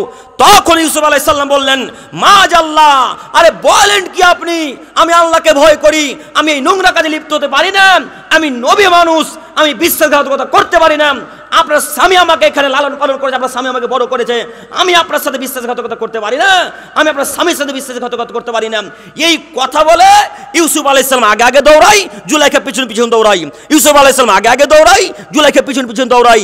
দৌড়াতে দৌড়াতে দৌড়াতে দরজা খুলে যাচ্ছে, একের পর এক দরজা খুলে যাচ্ছে। শেষ দরজা অর্থাৎ প্রথম দরজা খুলবে এমত অবস্থায় জুলাইখার স্বামী। কার স্বামী? এমত অবস্থায় জুলাইখার স্বামী। জুলাইখার স্বামীকে জুলাইখা যেমনই দেখেছে তেমনই বাক্যকে পরিবর্তন করে দিয়ে বলছেন, দেখছেন এতদিন দুধ কলা দিয়ে কালসা পুষলেন, আপনি ছিলেন না, তার সুযোগ নিয়ে ইউসুফ আমার সাথে জেনা করতে ব্যস্ত হয়েছিল। নাউজুবিল্লাহি মিন যালিক। এতক্ষণ কে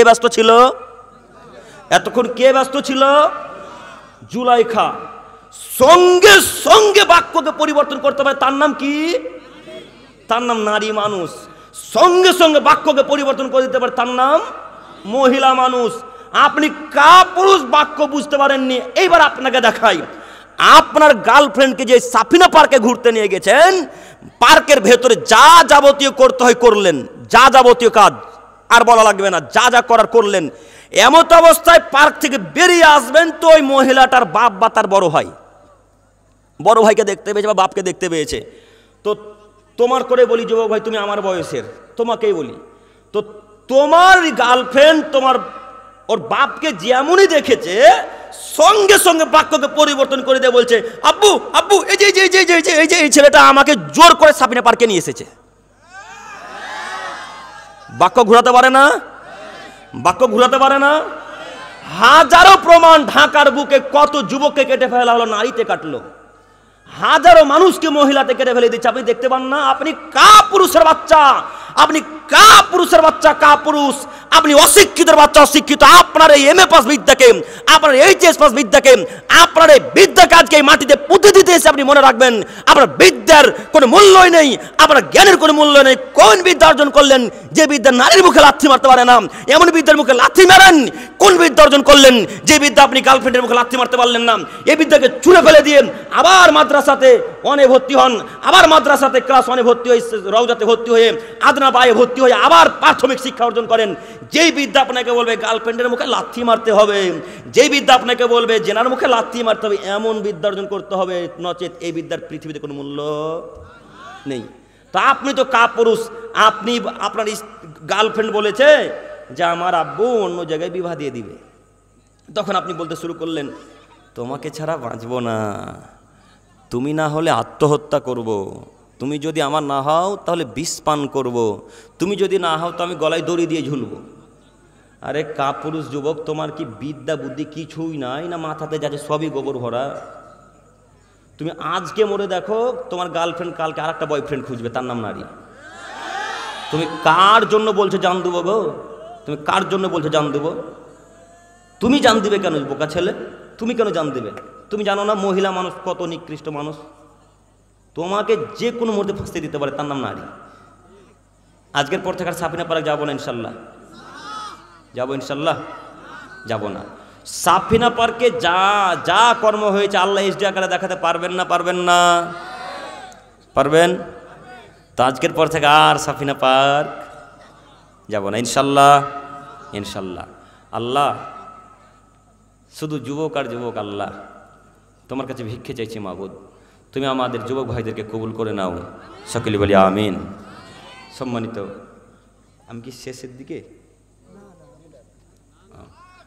সম্মানিত উপস্থিতি, না অনেক দূর যাবো, ঠাকুরগাঁও যেতে হবে, অনেক দূর যাওয়া লাগবে। একটু একটু আপনারা দেখেন, এবার আপনাকে দেখাই।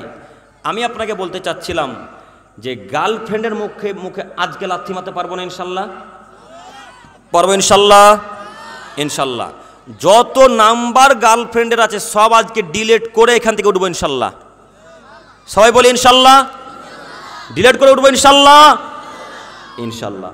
আব্দুল করিম ভাই, আপনার কথা শুনে ইমান একটু বাড়লো, নাম্বার ডিলিট করে দিলাম এ কথা ঠিক, কিন্তু নাম্বার যে মুখস্থ আছে, এখন কি করব? নাম্বার যে মুখস্থ আছে, আপনি যদি এখন তওবা করেন এখন এই মুহূর্তে, তো শয়তানের মাথা তার কাজ করবে না, সে পাবনা হাসপাতাল চলে যাবে, ওর মাথা তার কাজ করবে না, ও শুধু বলবে ছি ছি ছি ছি ছি, আব্দুর রহমান তওবা করে নিল, আব্দুর রহমান আর তার গার্লফ্রেন্ডের সাথে কথা বলবে না, আজকে তওবা করে নিল। না, আমি তো আল্লাহর সাথে ওয়াদা করে নেমেছি যে আল্লাহ তোমার আদমের ছেলে মেয়েকে আমি দেখে ছেড়ে দেবো, তারা কীভাবে জান্নাত যায়, তোমার আদমের ছেলে মেয়েকে আমি দেখে ছেড়ে দেবো, তারা কীভাবে জান্নাত যায়, এদেরকে আমি পথভ্রষ্ট করেই ছাড়বো। কার ওয়াদা? শয়তানের ওয়াদা। কার সাথে? আল্লাহর সাথে। তো এর মাথা তার কাজ করবে, আপনি তো তওবা করেছেন। তো আপনাকে আমি একটা পরামর্শ দিই, আপনি নাম্বার এখান থেকে ডিলিট করে দেন, নাম্বার মুখস্থ থাকবে, 10 বছর পর্যন্ত নাম্বার থাকবে, তাই না? নাম্বার কত সহজে মাথা থেকে ব্রেন থেকে যায় না। একবার যদি কোনো মহিলা নরম মিষ্টিতে কথা বলে, তাহলে ওর ভয়েসটাও মনে থাকে যে এইভাবে ডাক দিয়েছিল, তাই না? তো যাই হোক, আমি এদিকে আবার আসবো। তো আপনাকে দেখাতে চাচ্ছি, যেই মহিলাটার নাম্বার আপনার ব্রেনে আছে, এখন আপনার কাজ, আপনি মোবাইলটাকে সুইচ অফ করে দিয়ে আলমারির উপরে মোবাইলটাকে রেখে দেন রাত্রেবেলায়। আলমারি বুঝলেন না? অথবা বালিশের তলে রেখে দেন, তো বালিশের তলে বা আলমারিতে যখনই রেখে দিবেন, যখন চোখ বন্ধ করবেন লাইট বন্ধ করে দিয়ে, শয়তান আপনার কাছে উপস্থিত হবে। শয়তান এসে আপনাকে বলবে, আব্দুর রহমান, শয়তান এসে বলবে, আব্দুর রহমান, তোমার গার্লফ্রেন্ড তোমার জন্য অপেক্ষা করছে গো, একবার ফোন করো। এরকম চিন্তা ভাবনা আসবে না? শয়তান এসে বলবে, আব্দুর রহমান, তুমি তো কোনোদিন না কথা বলে ঘুমাও না, তোমার গার্লফ্রেন্ড এখনো জেগে আছে, তুমি একবার ফোন করো। তখন শয়তানের কথা শুনে আস্তে আস্তে আস্তে আস্তে হাতটা মোবাইলের দিকে চলে যাচ্ছে। মোবাইলের দিকে যেতে যেতে যেতে যেতে মোবাইলে হাত পড়ে গেল, এমনকি মোবাইলটা সুইচ অফ ছিল। এবার নাম্বার ডায়াল করবেন, গার্লফ্রেন্ডের নাম্বারটা যে মুখস্থ আছে ওই নাম্বারটা ডায়াল করবেন। এবার আপনার কাজ, বিছানা থেকে উঠে গিয়ে মোবাইলটাকে এক পাশে রেখে দিয়ে লাফ দিয়ে উঠে গিয়ে বলেন, আউযু বিল্লাহি মিনাশ শাইতানির রাজিম। শয়তান, তোর মুখে আমি লাথি মারি, তোর মুখে আমি লাথি মারি, তোর মুখে আমি লাথি মারি। আমি আজকে জালসার স্থানে মাহফিলে তওবা করেছি। শয়তান, তুই কয়দিন কাল কিয়ামত পর্যন্ত আমাকে তুই আর কোনদিন পথভ্রষ্ট করতে পারবি না। আজকে আমি তওবা করেছি, আমি তোর মুখে লাথি মারলাম। এই কথা বলে সুন্দর করে ওযু করে 2 রাকাত সালাত আদায় করে আল্লাহকে বলেন, আল্লাহ তুমি তো দয়াবান, তুমি তো ক্ষমাবান, তোমার তো দয়ার অভাব নাই, তোমার তো ক্ষমার অভাব নাই। আল্লাহ তুমি তো দয়াশীল, তুমি তো ক্ষমাশীল মাবুদ, তুমি আমাকে এই নারীর চক্রান্ত থেকে দূরে রাখো। বলতে পারবো না এইভাবে ইনশাল্লাহ? এ কথা বলতে বলতে বলতে বলতে বলতে বলতে 2 চোখের পানি ফেলে দেন। ইনশাল্লাহ এই দোয়া কবুল হবেই হবে ইনশাল্লাহ, দোয়া কবুল হবেই হবে ইনশাল্লাহ, দোয়া কবুল হবেই হবে ইনশাল্লাহ। আপনার দোয়া কবুল হবে। আপনি চোখের পানি ফেলেছেন, চোখের পানি ফেলার কথা এখন যখন এলো, একটা কথা বলি, নইলে কথাটা আবার ভুলে যাব হয়তো বা কখন। আপনার ছেলে ঢাকা বিশ্ববিদ্যালয় থেকে পিএইচডি করে এসেছে বা কোনো একটা উন্নত মানের শিক্ষা অর্জন করে এসেছে, তো এসে দেখছে যে তার আত্মীয় স্বজন বা তার বাপ মারা গেছে, তো 1-2 বছর মরে যাওয়া হয়েছে। তো সাধারণত গোরস্থান যখন যাবেন দেখতে পাবেন, যদি 1-1.5 বছর হয়ে যায় তো গোরস্থানের উপর, কবরের উপর গাছগুছালি বেরিয়ে যায়, বেরোয় না? তো গাছগুছালি বেরিয়ে যায়, তো তোর বাপের কেউ চিনতে পারে না। তো আপনার মা আপনাকে বলছে, শিক্ষিত ছেলেটাকে বলছে, MA পাস ছাত্রকে, আব্বু তোমার আব্বু তো মারা গেছে, যাও তুমি তোমার আব্বুর জন্য একটু দোয়া করে আসো। তো এই তো MA পাস ছাত্র, আরবি কোনো জ্ঞান নেই, এ তো দিন রাত ঢাকা বিশ্ববিদ্যালয়ে পড়েছে আর গার্লফ্রেন্ড নিয়ে ঘুরে বেরিয়েছে পার্কে পার্কে, এর তো কিছু বিদ্যা নাই।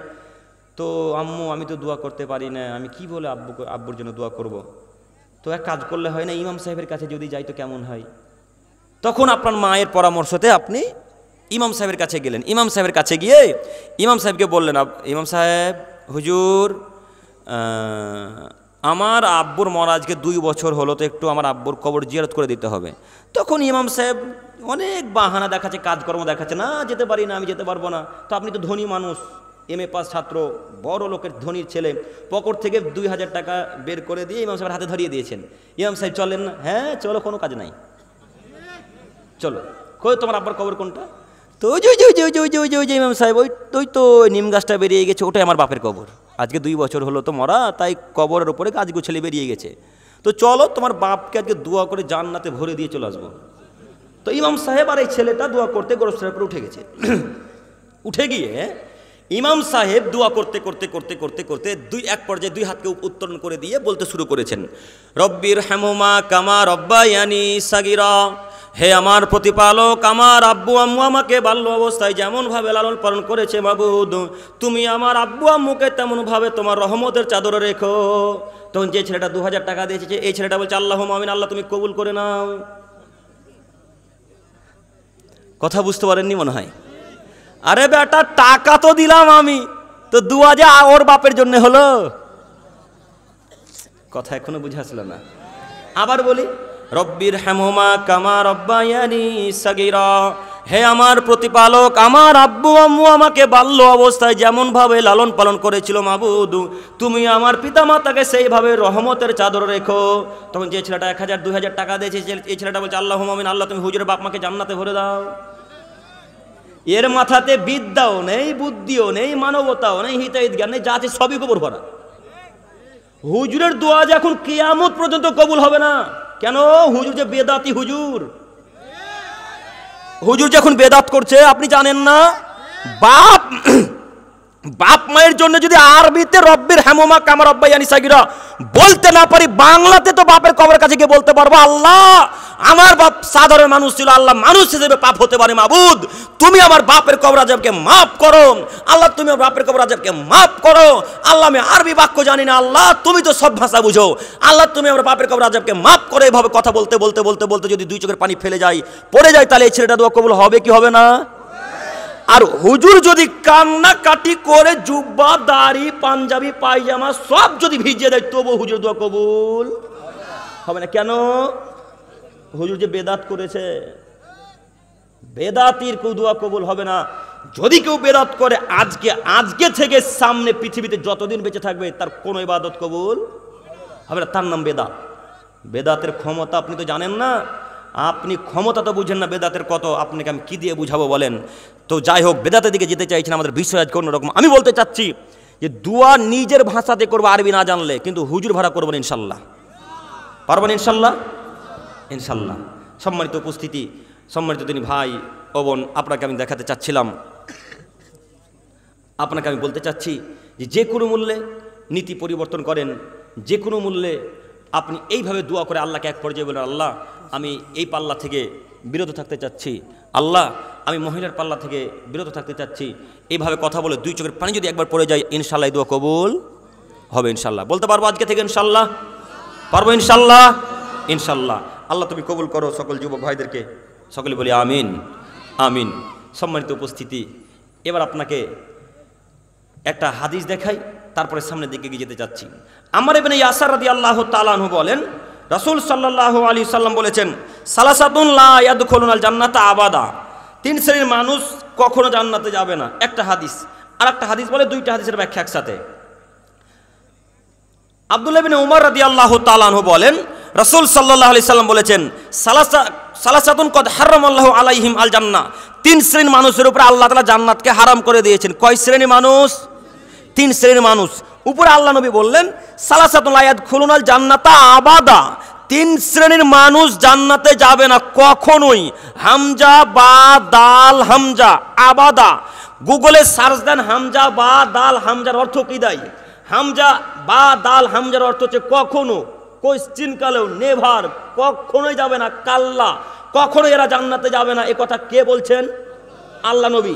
তবে এখানে একটি কথা বলি, যদি আল্লাহর দয়া হয়তো আপনাকে আল্লাহ জান্নাত দিতে পারে, তবে রাসূল সাল্লাল্লাহু আলাইহি সাল্লাম যে বাক্যটা এখানে ব্যবহার করেছেন, ইউজ করেছেন, সে বাক্যের অর্থ হচ্ছে কখনো, কোনোদিনও, কোশ্চিন কালেও, এক সেকেন্ডের জন্যও এরা জান্নাতে যাবে না। তার এক শ্রেণীর মানুষ মুদমিনুল খামর, যারা নিয়মিত বিড়ি গুটখা জর্দা সিগারেট খাইপান করে, যারা, এরা জান্নাতে যাবে না। আপনাকে আমি কি দিয়ে বুঝাই? আপনাকে আমি কি দিয়ে বুঝাই যারা নেশার দ্রব্য খাই পান করে, মদ পান করে, যারা তারা জান্নাতে যাবে না? আমি আশাবাদী এখন এই মঞ্চে, এই স্টেজের এখনই যুবকদের বা মুরব্বীদের পকেট যদি চেক করা হয়, এখন বিড়ি থাকবে ইনশাল্লাহ। এখন বিড়ি আছে। আর মুরব্বী সাহেবদের বরিন্দাতে গুল তো গুজা আছেই। বরিন্দা বুঝলেন না? লঙ্গির বরিন্দাতে গুল গুজা আছে। এখন আপনাকে আমি কি দিয়ে বুঝাবো? একটু আগে বললাম না যে বনকল উত্তরপাড়া জামে মসজিদের উন্নতিকল্পে তৃতীয় বার্ষিকী 2 দিনব্যাপী তাফসিরুল কোরআন মাহফিল, এই জায়গাতে যদি থাকতো 2 দিনব্যাপী মেলা, বা 2 দিনব্যাপী দুর্গা পূজা, বা 2 দিনব্যাপী কালী পূজা, 2 দিনব্যাপী দুর্গা পূজা, বা ইত্যাদি ইত্যাদি ইত্যাদি, এই যাবতীয় যদি থাকতো, আর আপনার পর যদি বিড়ি গুল গুটখা থাকতো, আমি আব্দুল করিম ইসলাম আপনাকে এক সেকেন্ডের জন্য বলতাম না আপনার পকেটে গুল কেন, এক মুহূর্তের জন্য বলতাম না আপনার পকেটে সিগারেট কেন।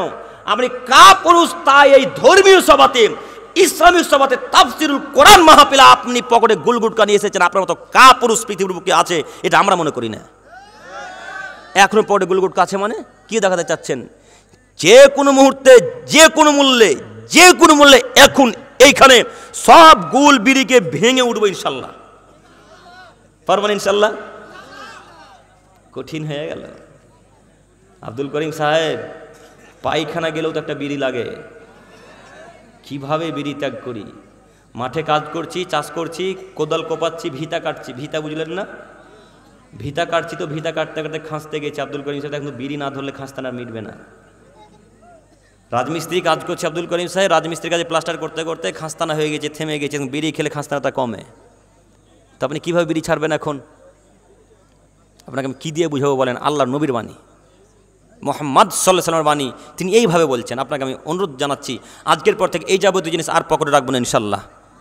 পকেটে রাখবো না তো রাখবোই না, এগুলো খাই পানও করবো না ইনশাল্লাহ। ইনশাল্লাহ। আব্দুল করিম সাহেব, আপনি মনে হচ্ছে আজকে নতুন নতুন কথা বলছেন। আমাদের গ্রামের হুজুরেরা তো বলেছে যে গুল খাওয়া, বিড়ি পান করা, সিগারেট পান করা মাকরু, বলেনি? তো আপনিও বোকা, হুজুরও বোকা। হুজুর কেন বলেছে মাকরু জানেন না? হুজুর যে নিজে গুল খায় তাই মাকরু বলেছে।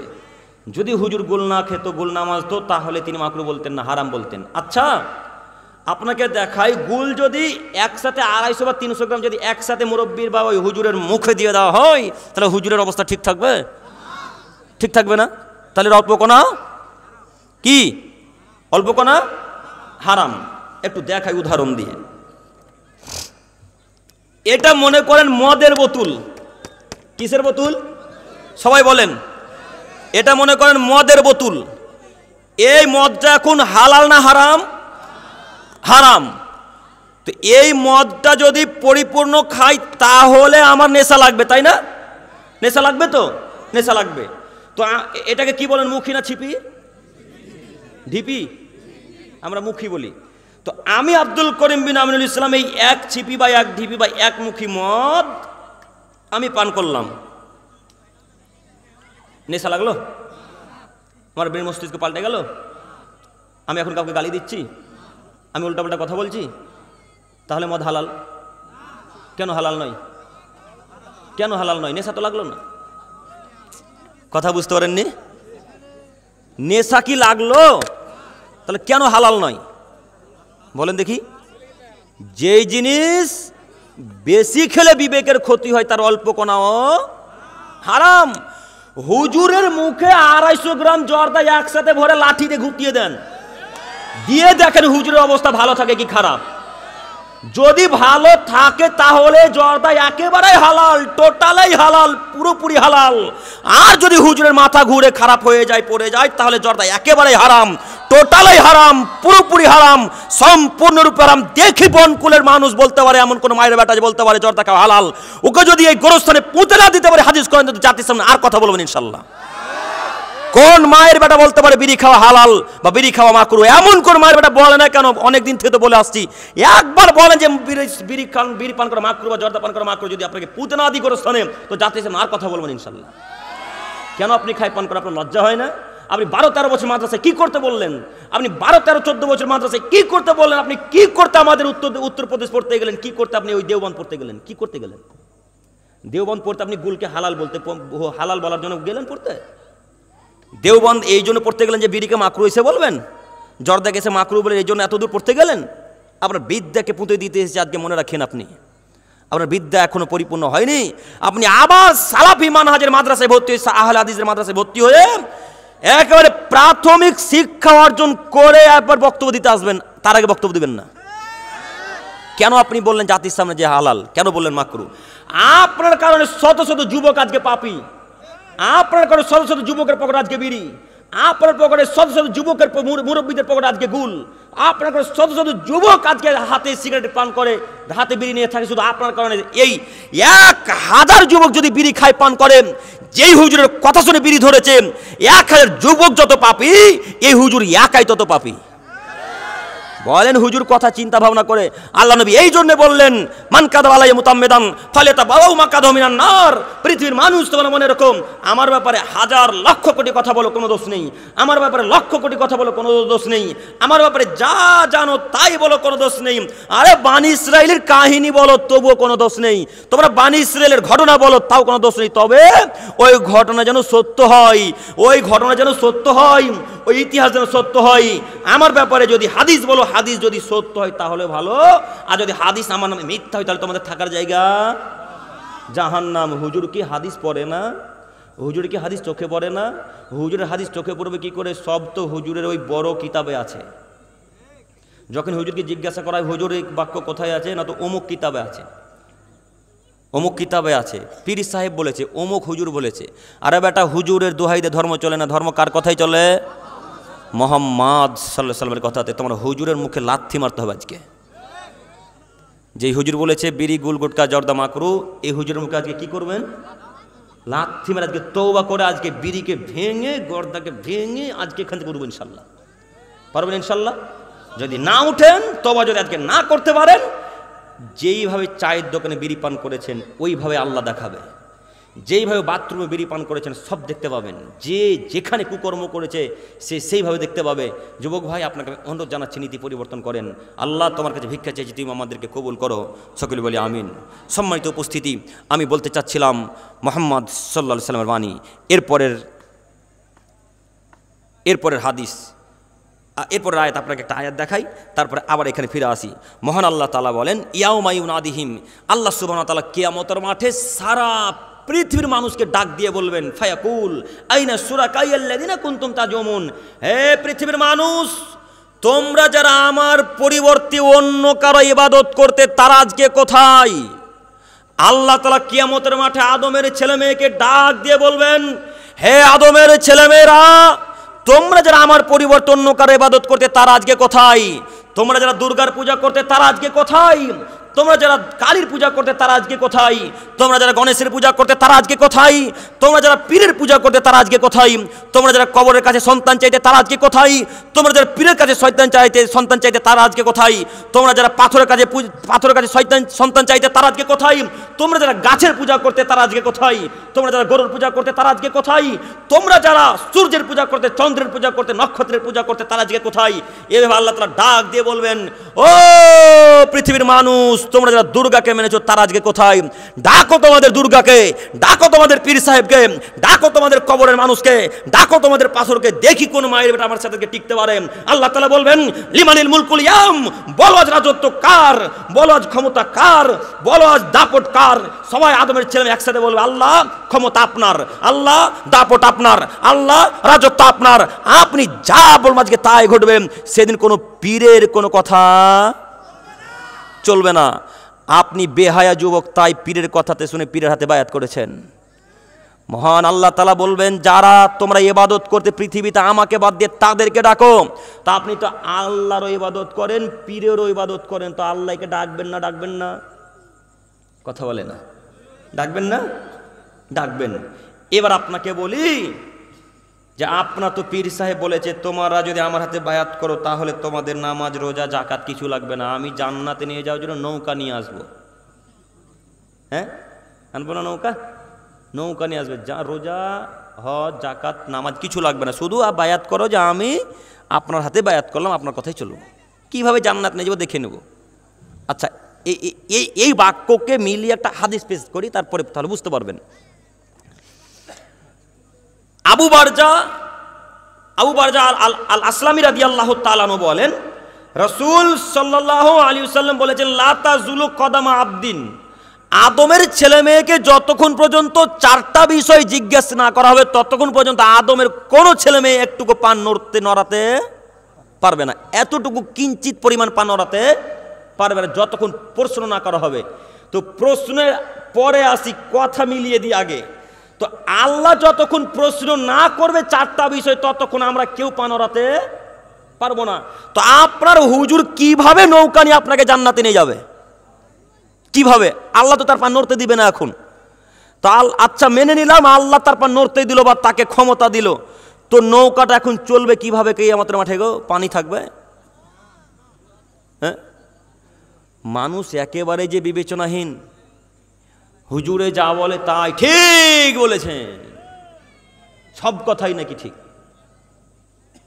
সম্মানিত যুবক ভাই, বিবেচনা করে পৃথিবীর বুকে চলাচল করব। আমরা পশু প্রাণী নয় যে আমরা হাদিস কোরআন বুঝি না, তাই না? আপনি সামান্য একটা জমি নিচ্ছেন, তো দেখছেন যে আব্দুল করিমের নামে ওই ট্যাক্স, আব্দুল করিমের নামে জমিটা আছে কি না, আব্দুল করিমের নামে রেকর্ড ঠিক আছে কি না। যদি আব্দুল করিমের নামে জমি ঠিক থাকে, রেকর্ড থাকে, তাহলে কিনবো, নচেত কিনবো না। তো এক কাঠা জমি কেনার সময় এত মানবীজ করছেন, হাদিস কোরআন মানবেন, জান্নাত যাবেন, এই ব্যাপারে মানবীজ করবেন না? জি, এই ব্যাপারে হুজুরের কথাতে থেকে গেলেন কেন? আমার কথাতেও তো থাকতে হবে না। আমি যে কথাগুলো বললাম সব কথা কোরআন হাদিসের সাথে মিললে মানবেন, নইলে আমার কথাকে মাটির তলে পুঁতে দিবেন কবর দিয়ে, আমার কথাকে মানতে হবে না।